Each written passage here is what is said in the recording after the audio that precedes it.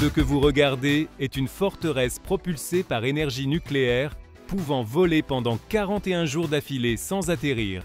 Une envergure de 1120 pieds, soit 341 mètres, plus longue que 3 Boeing 747 alignés bout à bout.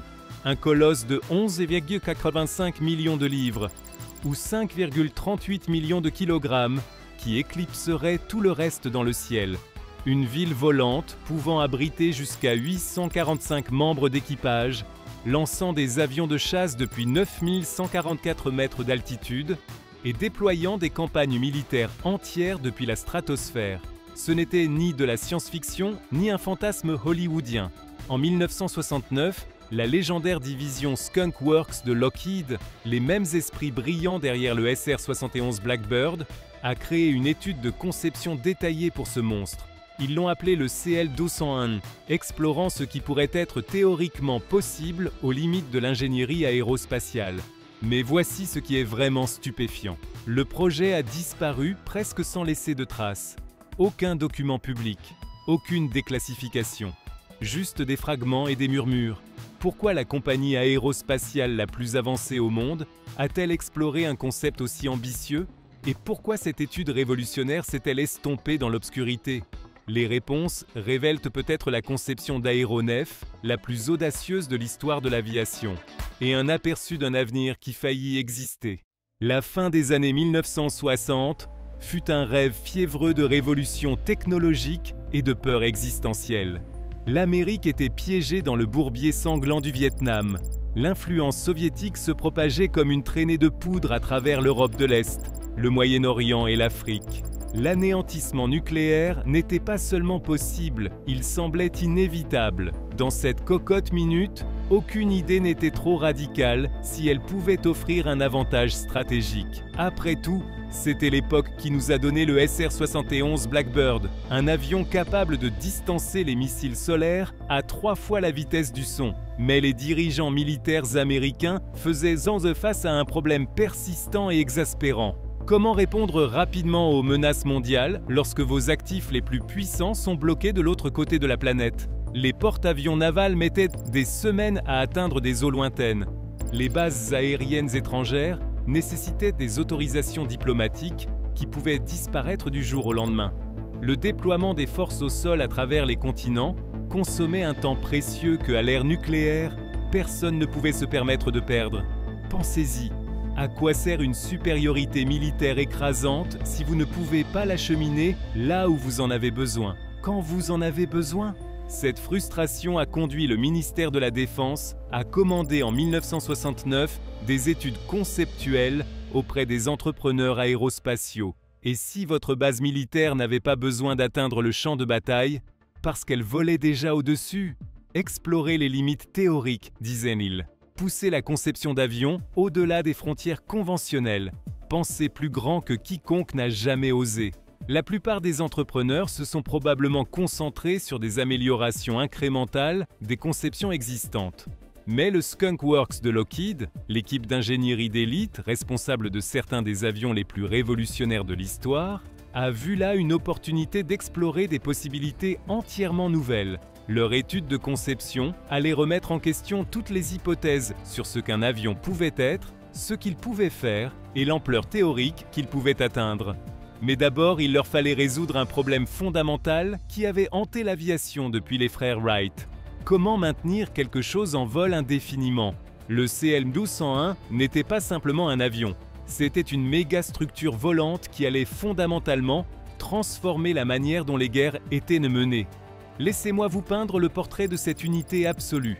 Une envergure de 1120 pieds, soit 340 mètres, pour nos amis du système métrique. Pour vous donner une idée, si vous placiez 3 Boeing 747 bout à bout, ils seraient toujours plus courts que cet unique appareil. Le poids brut au décollage, 11,85 millions de livres, ou 5,38 millions de kilogrammes d'ambition pure en ingénierie. Mais la taille n'était que le début. Cette plateforme unique servirait simultanément de un bombardier stratégique capable de livrer des charges nucléaires, un porte-avions lançant et récupérant de 22 à 24 chasseurs, un transport de troupes avec des casernements à bord pouvant accueillir jusqu'à 845 personnels, un centre de commandement et de contrôle coordonnant des opérations militaires entières. Pensez-y un instant.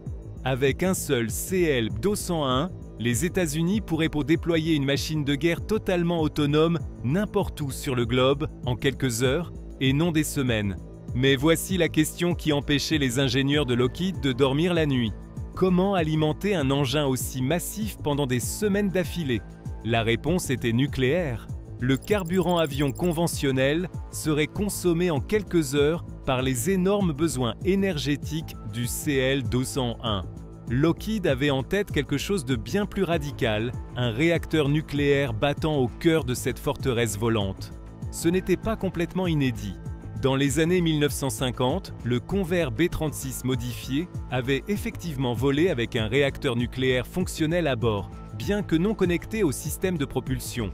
Il démontrait que l'énergie nucléaire pouvait techniquement voler, même si les défis pratiques demeuraient immenses.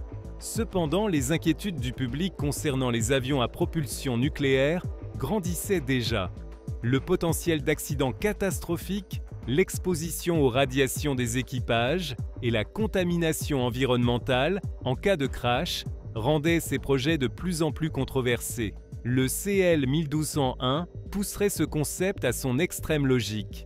Imaginez un réacteur de 30 pieds, 9,1 mètres, de diamètre générant environ 1830 MW de puissance. C'est à peu près l'équivalent d'une ou deux centrales nucléaires commerciales fonctionnant à 30 000 pieds, 9144 mètres. Le concept opérationnel était élégamment simple.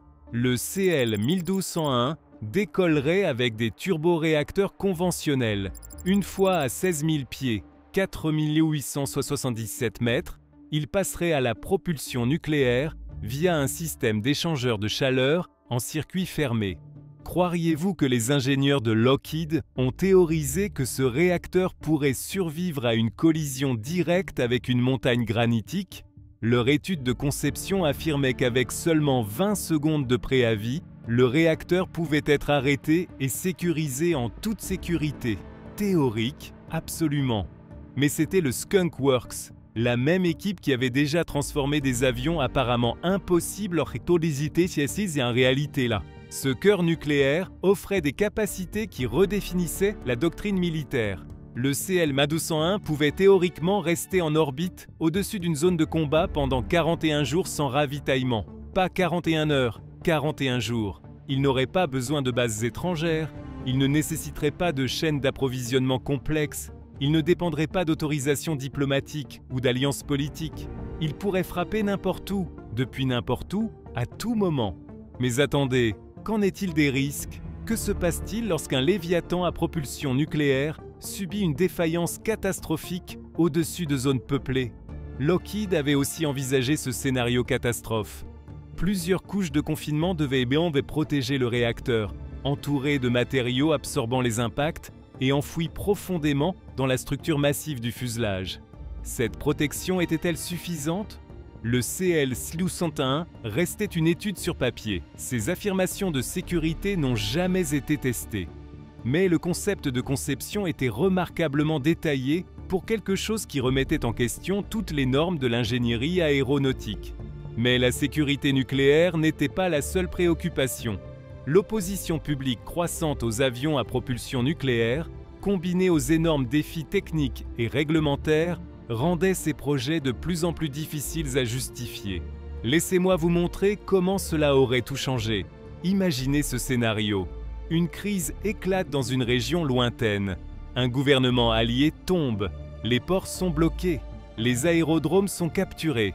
La réponse militaire traditionnelle prendrait des jours, voire des semaines, à s'organiser et à se déployer. Le CL-1201 change tout. Décollant du sol américain, il atteint son altitude de croisière et se dirige vers la région touchée. Mais il n'est pas seul. Une flotte de petits avions de soutien logistique à propulsion nucléaire le suit, transportant du matériel spécialisé et des troupes prêtes au combat. À l'arrivée dans la zone de combat, le CL-1201 révèle pourquoi on l'appelle un porte-avions d'attaque. Sa flotte de 22 à 24 chasseurs, chacun d'environ 18,3 mètres de long, probablement des F-4 Phantom, se déploie dans le ciel. établissant immédiatement la supériorité aérienne. Pendant ce temps, les avions de soutien servent de base aérienne pour les forces terrestres. Le vaisseau mère ne fait pas que projeter la puissance. Il coordonne toute l'opération depuis les airs, fonctionnant à la fois comme point avancé et cerveau de l'intervention militaire rapide. Mais voici où les choses deviennent vraiment intéressantes. Comment soutenez-vous une force aérienne entière dans la stratosphère pendant plus d'1 mois? Lockheed envisageait un écosystème complet dans le ciel pour soutenir leur armada aéroportée. Les transports interthéâtres moyens effectuaient régulièrement des rendez-vous avec la flotte CL-201, utilisant soit des bras d'amarrage magnétiques, soit des cordes de remorquage de précision. Ils transféraient des cargaisons, des provisions et du personnel, tout cela sans que personne ne touche jamais le sol. Pensez à la complexité époustouflante de cette opération. Des avions s'amarrent à d'autres avions en plein vol, transférant des tonnes de fournitures tout en voyageant à des centaines de kilomètres par heure dans l'air raréfié de la stratosphère. Le design massif à ailes intégrées du CL-201 rendait cela théoriquement possible. Sa surface énorme offrait des plateformes stables pour des procédures d'amarrage de précision qui seraient impossibles avec des avions conventionnels. Mais quelques questions cruciales restaient terriblement sans réponse. Comment exactement les avions de chasse décolleraient-ils et seraient-ils récupérés sur le CL-201? La turbulence massive créée derrière un appareil de 5,38 millions de kilogrammes causerait un chaos aérodynamique pouvant faire tomber les chasseurs du ciel comme des insectes. Lockheed proposait d'utiliser des avions capables de décollage et d'atterrissage court, STOL, ainsi que des systèmes de lancement électromagnétique similaires à ceux des porte-avions modernes. Mais ils n'ont jamais vraiment expliqué comment ces chasseurs seraient réarmés, ravitaillés ou réparés en vol. Les chasseurs devraient-ils atterrir ailleurs pour la maintenance? Dépendraient-ils de ravitailleurs aériens séparés? Comment remplacer un moteur endommagé ou réparer les dégâts de combat à 9144 mètres d'altitude? Ce ne sont pas des défis d'ingénierie mineurs, ce sont des problèmes fondamentaux qui pourraient faire ou défaire tout le concept. Était-ce donc une innovation brillante ou une fantaisie aérospatiale poussée à l'extrême de l'impossible? Malgré la réputation légendaire de Lockheed en ingénierie, le CL-201 a rencontré d'énormes défis techniques non résolus. Les problèmes techniques étaient impressionnants. Comment contrôler la turbulence de sillage lors des opérations de chasseurs quand votre plateforme est plus grande que la plupart des terminaux d'aéroport? Comment protéger 845 membres d'équipage contre les radiations potentielles malgré plusieurs couches de protection? Qu'en est-il des effets psychologiques d'isoler des personnes dans un tube métallique à haute vitesse à haute altitude pendant 41 jours consécutifs? Ensuite, il y avait les considérations militaires pratiques. Une plateforme aussi massive serait détectée par tous les radars de Moscou à Pékin. Il serait impossible de se cacher, ce qui en ferait une cible prioritaire pour tous les systèmes de missiles ennemis. Et ce réacteur nucléaire, bien qu'offrant une autonomie incroyable, il représentait aussi une catastrophe environnementale sans précédent en attente de survenir. Imaginez la réaction mondiale si ce Tchernobyl volant était abattu au-dessus de zones peuplées. Les implications diplomatiques étaient tout aussi explosives. La vue d'une forteresse volante américaine, alimentée par un réacteur nucléaire stationnant dans l'espace aérien international, aurait provoqué des ondes de choc dans les capitales mondiales. L'Union soviétique aurait-elle développé sa propre plateforme concurrente, déclenchant une nouvelle course aux armements catastrophiquement coûteuses? Les effets d'entraînement stratégique et diplomatique auraient pu déstabiliser l'équilibre de la guerre froide. Mais voici peut-être le mystère le plus intrigant. Que s'est-il passé avec toute la documentation? L'étude complète du Lockheed CL-201 reste largement inaccessible au public. Ce manque de documentation est courant pour les projets de défense annulés de cette époque. De nombreuses études ont simplement été archivées lorsque les priorités de financement ont changé, ou les documents ont été perdus au fil des décennies. Ce que nous savons provient de références éparses dans des recherches ultérieures et des fragments de dessins techniques qui ont refait surface au fil des ans. Le projet a probablement disparu à cause d'une combinaison de facteurs, des coûts énormes, des défis techniques complexes tels que la turbulence de sillage et la protection contre les radiations, une opposition publique croissante envers les avions à propulsion nucléaire et des priorités militaires changeantes avec l'évolution de la guerre froide. Nous ne connaîtrons peut-être jamais l'histoire complète, mais le CL-1201 représentait une exploration fascinante des possibilités aérospatiales, une étude détaillée développée par l'une des équipes d'ingénieurs les plus compétentes au monde. Cela soulève une question intrigante. Si Lockheed pouvait envisager de tels concepts ambitieux en 1969, qu'étudieraient aujourd'hui les ingénieurs aérospatiaux dans des programmes classifiés? Le CL-1201 représente un moment clé dans l'histoire de l'aérospatiale, lorsque l'ambition de l'ingénierie américaine ne connaissait aucune limite, quand les concepteurs n'avaient pas peur de proposer des concepts qui frôlaient la science-fiction. Son influence sur l'aviation moderne se manifeste sous diverses formes, bien que l'établissement d'une filiation directe nécessite une analyse minutieuse. La forme du corps à voilure mixte continue d'inspirer des projets comme l'avion expérimental X-48 de la NASA. La DARPA explore des concepts de vaisseaux-mères pour le lancement de systèmes autonomes, et des centres de commandement aérien persistants comme l'E-4B Nightwatch de l'US Air Force reflètent une pensée stratégique similaire, bien que sur une échelle beaucoup plus réduite. Même la culture populaire garde le rêve vivant, du porte-hélicoptère de Marvel à d'innombrables croiseurs de bataille de science-fiction, le concept d'une forteresse volante continue de captiver notre imagination collective. Ce qui est particulièrement intéressant, c'est comment le CL-1201 a anticipé des concepts qui ont émergé des décennies plus tard dans le développement des UAV. L'idée d'un vaisseau-mère déployant des avions plus petits pour des missions de reconnaissance et de combat est devenue réalité, simplement répartie sur plusieurs plateformes plutôt que concentrée dans un seul avion. Les porte-drones modernes comme l'USS Gerald R. Ford lancent des systèmes sans pilote qui peuvent nous rester en vol pendant des jours, créant la même présence persistante sur le champ de bataille que celle imaginée par le CL-1201. La technologie a simplement distribué cette capacité sur plusieurs plateformes au lieu de la concentrer dans un seul colosse vulnérable. Et ce réacteur nucléaire? Bien qu'il ne se soit jamais matérialisé pour un avion, les préoccupations réglementaires et de sécurité ont probablement joué un rôle majeur dans la fin des programmes d'aviation nucléaire. Le public était de plus en plus méfiant à l'égard des véhicules à propulsion nucléaire après divers accidents et la montée des préoccupations environnementales. Mais qu'en est-il des concepts de commandement et de contrôle du CL-1201? Ces idées y ont peut-être influencé la pensée militaire moderne, bien que relier directement ces concepts nécessite une prise en compte attentive des développements parallèles dans la doctrine militaire. La seule différence est que les systèmes d'aujourd'hui répartissent cette capacité sur plusieurs plateformes au lieu de tout risquer sur un point de défaillance unique. Une leçon peut être tirée de l'étude de concepts comme le CL-1201. Peut-être plus important encore, le CL-1201 symbolise une époque où l'ingénierie osait rêver au-delà des améliorations incrémentales, quand la réponse à « pouvons-nous le construire » était « essayons » plutôt que « c'est trop risqué ». Alors que nous faisons face aux défis du changement climatique, de l'aviation durable et de l'exploration spatiale, ne pourrions-nous pas utiliser davantage cette pensée audacieuse aujourd'hui? Le CL-1201 nous rappelle que les innovations révolutionnaires émergent souvent d'exigences apparemment impossibles. Parfois, il faut viser l'absurde pour atteindre l'extraordinaire. L'aviation moderne tend vers des améliorations conservatrices et incrémentales.